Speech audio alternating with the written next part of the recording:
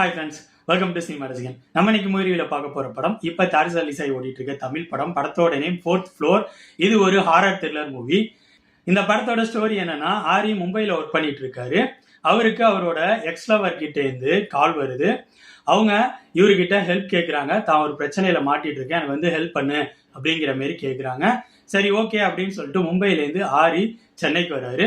சென்னையில வந்து அவரோட எக்ஸ் லவரை காண்டாக்ட் பண்ண ட்ரை பண்றாரு. பட் அவரால் காண்டாக்ட் பண்ண முடியல. சரி ஓகேங்க, ஸ்டே பண்ணி அவளை தேடுவோம் அப்படிங்கிற மாரி அங்க பக்கத்துல ஒரு அப்பார்ட்மெண்ட்ல ஃபோர்த் ஃப்ளோர்ல போய் தங்குறாரு. தங்கி அவரோட எக்ஸ் லவரை தேட ஆரம்பிக்கிறாரு.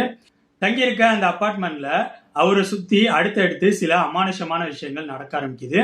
இதுக்கப்புறம் படத்தில் நடக்கிற சம்பவங்கள் தான் ஃபோர்த் ஃப்ளோர். என்னை பொறுத்த வரைக்கும் நம்ம தமிழ் சினிமாவில் நிறைய ஹாரர் படங்கள் வந்திருக்கு. கிட்டத்தட்ட நம்ம பார்த்து பழகின பழைய கதையோட ஸ்கிரீன் பிளேல சுவாரஸ்யமா எதுவுமே இல்லாம ரிலீஸ் ஆயிருக்க ஒரு ஹாரர் த்ரில்லர் டிராமா. இந்த படம் இப்ப தாரிசா ரிலீஸ் ஆகி ஓடிட்டு இருக்கு. என்னை பொறுத்த வரைக்கும் இந்த படம் ரொம்ப ரொம்ப ரொம்ப சுமாரான படம். ஸோ என்னோட ரிவ்யூ பேஸ் பண்ணி முடிவு பண்ணிக்கோங்க, இந்த படத்தை பார்க்கலாமா வேணாமான்னு.